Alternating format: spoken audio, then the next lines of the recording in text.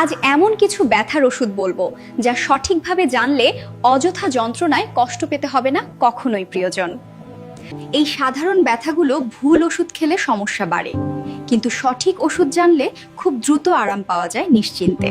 মাসিকের সময় তীব্র ব্যথা বা টান হলে এইচপি দ্রুত আরাম দেয়, পেটের ক্র্যাম্প কমিয়ে পুরো শরীর হালকা করে।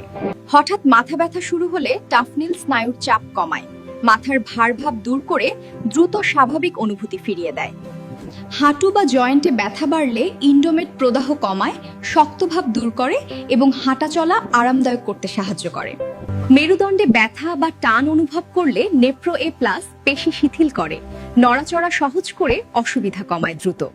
পায়ের স্নায়ু বা পেশির ব্যথা হলে মারভেন ভালো কাজ করে, ব্যথা কমিয়ে হাঁটা চলা স্বাভাবিক করতে সাহায্য করে।